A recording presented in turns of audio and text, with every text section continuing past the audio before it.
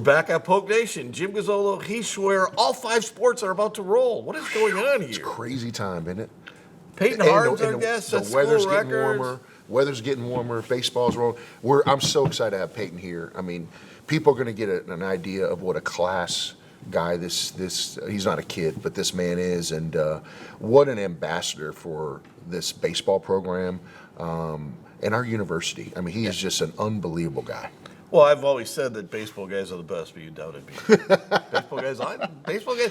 Actually, baseball guys are a little different because they grow up differently with media. They grow up differently with how they do. The culture of the baseball program is always a little different. For sure, but excited to have him here. Southland Conference coming here.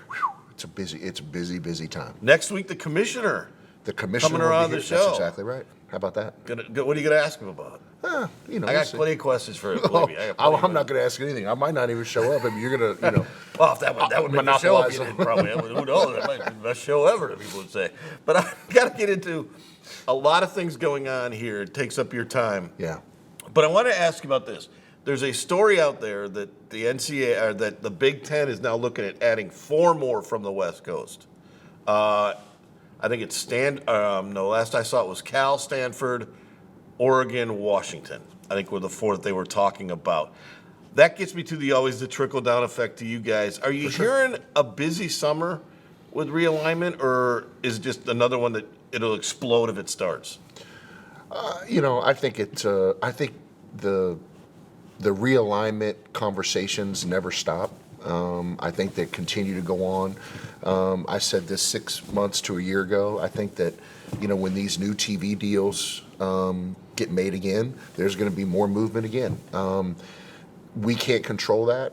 I've said openly that our goal is to become an FBS football playing member. That has never changed. But, the things that we can control is, we obviously, we're on track to get our press box. I'm really, really excited about that. We should be able to announce something here in the next few months, but that's going to be state of the art. We're redoing our football locker room. I'm really, really excited about that, be able to raise the money for that. So I think football, obviously, is on the right track. We have to fix basketball. And I think that obviously our baseball and softball are moving in the right direction. Our volleyball is moving in the right direction. So we have a lot of things going in the right way, but obviously, we got to get men's basketball fixed for us to be in those conversations. With that in mind, because one of the things I wanted to ask you was, you are a mid-major builder of your career. How hard is it now and how different is it now, or is it easier now with all the portal stuff and that, to fix mid-majors? Because the portal is not, basketball-wise, the portal has not been good to McNeese. It hasn't up at this point, for sure. But, I think that, I look back on my head coaching career, and, I've had 4 head jobs, and every one I took over was in a really, really bad situation. And I always thought that, the first recruiting class that you have that fall was everything. That's really that spring and summer and fall, so that you can have an improvement year 2, because I think you have to show that kind of improvement in year 2. I think that with the portal and and everything else, I think you have to have a pulse on it. There's a lot of really good players out there today, in my opinion. I think there's a lot of really good junior college kids that get missed. I think there's some high school kids that get missed, and obviously there's some transfers in the portal that are really good that have worked out. I mean, you look at Northwestern State, they go from one of the bottom feeders in our league to competing for a championship in 1 year. Yeah, but they're a little different because he brought all 3 of them with him. For sure, that's true. So there was no learning curve. The new culture became them when they showed up. That's true. It was up to the other kids to fit into them. Right. But that's a little different breed, isn't it? Yeah, it is, and he did bring those 3 with him, but he also added other people on the roster too, because that roster is really depleted. But I think that there's examples of that all across the country. I think in basketball, especially at this level, I think that you just mentioned it. 2 or 3 players can change an entire. Can change your whole program. Change your whole program. But for sure, I mean, we got to get basketball, moving in the right direction, and because it's huge not only for for us in our department, but it's also big for our conference. I mean, to think that, the people in the conference don't want us and need us to be good with hosting a tournament. I mean, we're fooling ourselves if those conversations haven't been had. No, because you did. And I think there's one game left, obviously, but you did set the record, or you did set the note. You had the most attendance, right? Yeah, we led the league in attendance, and this year, and right now we're fighting for the 8th spot in the conference. I mean, that tells you what a great fan base we have. That's Well, it already shows built potential. in. Oh, no question. It shows potential that we've talked about not only this program, but what this university can become. 100%. Yep. And I'm telling you, like, in spring football's getting ready to start here in another week or so. I'm so excited about the direction that this Football's going to be headed. interesting in the fall. I'm excited. It's got a chance to do something in the fall that will surprise some people. No doubt about it. When we come back, we're going to talk to a guy who's already done it. Payton Harden, career record holder in hits and runs scored for McNeese State. Right after this. Welcome back to Poke Nation. We have a huge guest today, Jim. The all-time hits leader, McNeese baseball, Mr. Payton Harden. That's impressive. How you doing, man? I'm good. How about you? Welcome to Poke Nation. That's Good to be here. impressive. I'll give you that. It's awesome. Congratulations, man. Very few times do you ever have an opportunity as an athlete to like truly set a record. Yeah. And the great thing is you already set it this early in the year, and you're going to make this thing really, really hard to be caught, which is awesome. For sure. Well, first of all, congratulations on an unbelievable career and an unbelievable accomplishment. Thank you. I appreciate that. It's definitely a blessing and an accomplishment, and I couldn't do it without my teammates or coaches, definitely not my family. Mm-hmm. Well, let me ask you this. So, obviously, we're just starting into this year. Tell me what you think of the year so far, the team, the locker room. Tell Poke Nation kind of where the program and the team is. I definitely feel like it's a new team. We got 20 new guys, 20 returners, 6 returners on the offense. So, it's a new culture trying to build. Same tendency, same goal, but new people trying to get them on board. So, I feel like thus far, these first 6 games, we've just been trying to figure out an identity, trying to figure out ourselves, just trying to mesh together. The bond's there and the camaraderie's there, but we're trying to figure out how to learn how to win together and do it in different phases and learn that it takes everybody. That's great. Is part of that obviously getting a set lineup? Because one of the things we saw last year is your lineup shifted a little bit during the year, and then you guys kind of caught fire, and then it got hot with that. Are you guys looking for that kind of the perfect lineup? We're just looking for guys to do their job and fill in spaces and come in and do their job. A lineup can change day to day. Injuries happen, just random, somebody can get sick. So, we're just trying to stay prepared and have everybody prepared for their moment. At any point in time, somebody can go down. So having a set lineup, it helps, but it also, we're not really worried about that because we know that we got 20 guys on the hitting, on the offensive side, and all 20 guys are capable of starting. And at any point in time, somebody can be in the lineup at a different point in time. So, we don't really have a worry about a set lineup. We just worry about going out there and doing our job. He shortchanges you a little bit by saying the hits all-time leader, because you are also the all-time run scored leader. That's true, too. What do you like? What are you more proud of? I don't know. I guess if I was in another sport, it'd be points. So I guess it'd be runs. But since I play baseball, it's pretty cool to have the hit record because, it just shows the accomplishments and the work that I put in, and to be able to do that and continue to do it to where it can't be touched it's just amazing. So let's get to this because I've been and Jim has too, but I've been around athletes my whole life, and there's a lot of people out there that are watching this show that say, "Oh, that's really cool," and man, he's really good. But you're not born good, right? Like the work and the time and the commitment that you've kind of alluded to. Talk about that. When did you start playing baseball? And talk about your journey and the coaches and the people and the work ethic and the things that has kind of led you to this moment. Oh, well, I started playing baseball when I was like 3 years old. I'm from Nacogdoches, Texas, so we forged my birth certificate so I could play with the 4-year-olds. Because I got a July birthday, so it's kind of in between. Uh-huh. So that's when I first started. And then I just kept continuing on and on. Then I moved to Houston, started playing Little League ball, played that for about 2 years. And the fall of my second year, they ended up kicking me out the league and told me to go start playing travel ball. Then that's when I went to go try out for this team about 5 minutes down the road from my house, and I ended up didn't make it. They said I wasn't good enough. So then I went 15 minutes down the road to Kingwood and tried out for another team, and I ended up making it. And I ain't gonna, like, whenever I didn't make it, my dad told me, he was like, yeah, so they basically said you weren't good enough, so we got to go to another team, and we got to end up beating them. And literally, I was about 7 or 8 years old, and I was just like, I don't know, just something hit me, and I was like, dang, like, they didn't want me? All right, bet. And literally ever since then, I had good games against him, and I just kept playing, and then I didn't really start sticking to baseball until my junior year summer, because I was a two-sport athlete. I played football in high school, football in Little League, so, you know, like, football in Texas, it's big, so that For was, sure. yeah. You had to play football in Texas, I right? had to. So, you know, like, when summertime would come and, like, it was time for summer workouts, I'd just push baseball off to the side and then go be straight football guy. And my junior year, summer came, and then my coaches, they were asking me, like, hey, like, you want to get recruited for football? Like, we got coaches, like, asking about you. And I was like, nah, I want to play baseball. So then after that, you know, it was like, dang, I'm kind of fast and I'm kind of good. And I was already getting a few talks from schools, a few pro teams trying to talk to me. So it was like, you know what, I'm going to start taking this baseball thing to another level. And then that's when I got here, or graduated, got here. And when I got here my freshman year, it was just like, it was game over.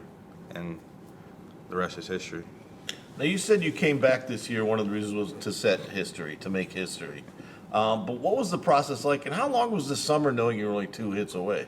It was a long process, you know, especially during the draft, you know, knowing that you could go start your career or you could come back and then get your degree and break records and start your career later. So, you know, it was a tough decision, tough long summer, and I had my family and friends to stick by me, so that definitely made it easier, definitely made it quicker, but I couldn't wait to break the record. When we come back with Payton, we're going to talk about the grind and this year's team, and can they finish what they got so close to last year on Poke Nation. We'll be back after this. We're back with Payton Harden, all-time hits and runs leader in the history of McNeese State University, breaking 2 records on the same night. It's pretty cool. And at the same time, Brad Burkell on the same night sets the record for all-time hits History. for consecutive games. So you made a lot of history in one night. Was it interesting going back to Texas to make the history?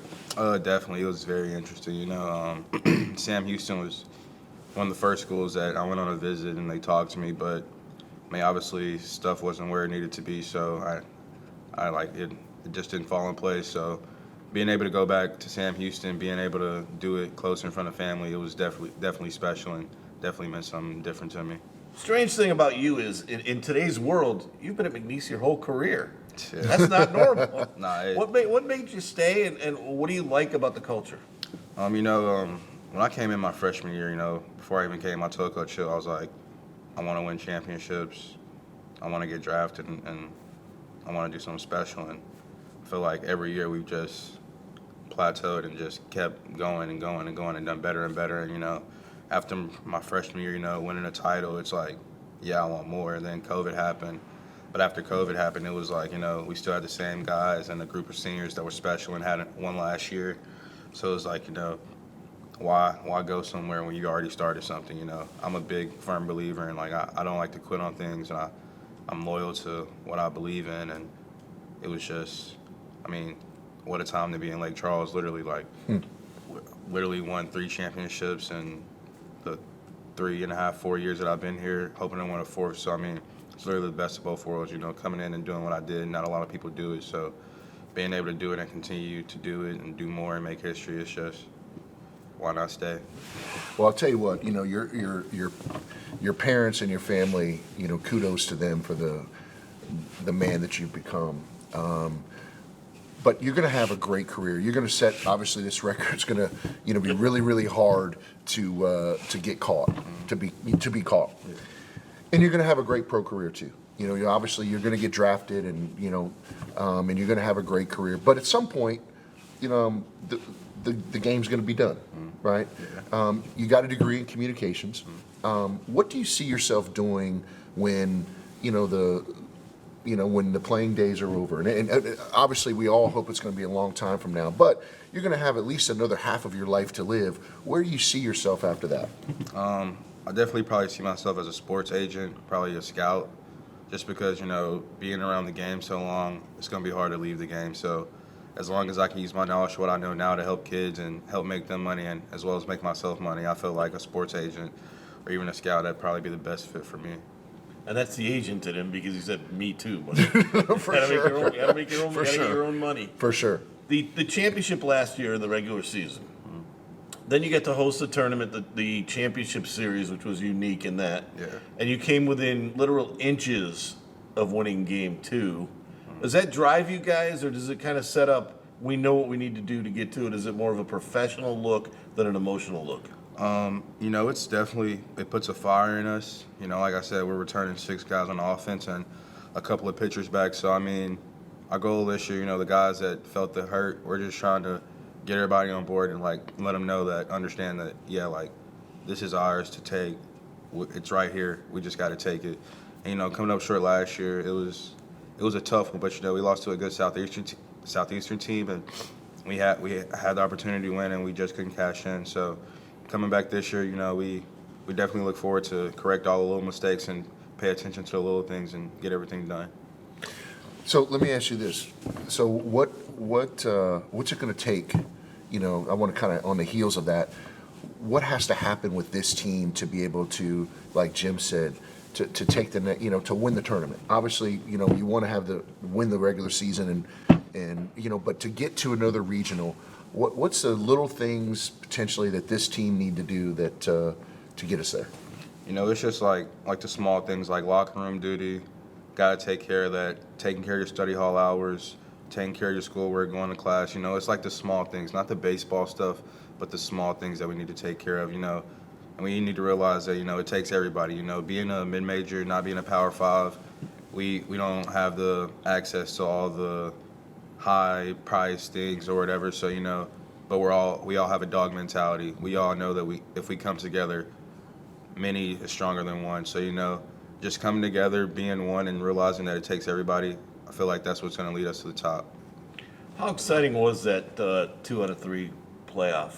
You guys have never really been in one which was a playoff like that. What was that like? It was definitely different from the tournaments I've been in. Just doing a one-and-done championship. The 2 out of 3, it's definitely makes you lock in more. It definitely gives you kind of an edge because you know that okay, we got to lose twice rather than once. So.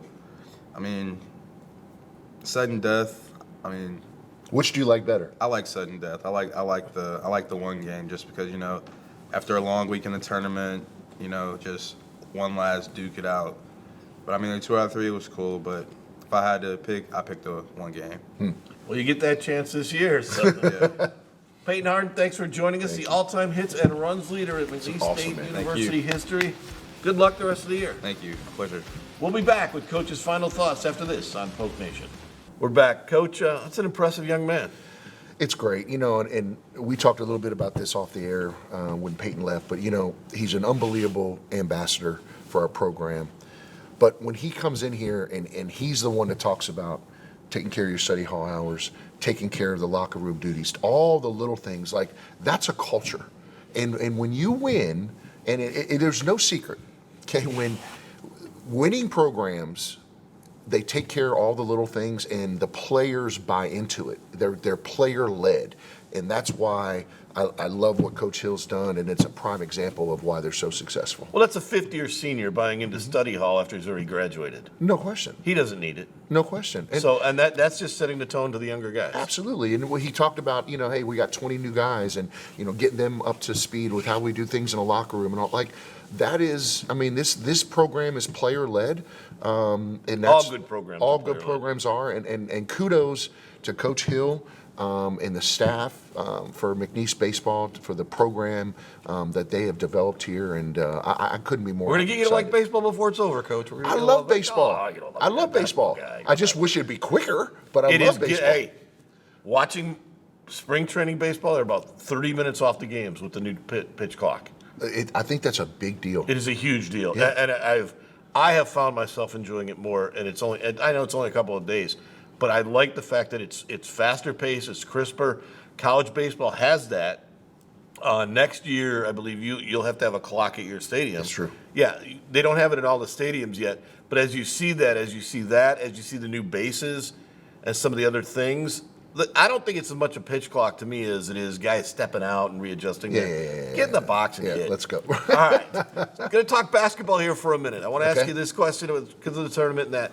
Are you at all for all 10 teams getting in, or do you like seeing 8 teams get in? No, I like 8 teams. I think that it's a cleaner tournament. I think that now personally, I'm not a big double bye guy.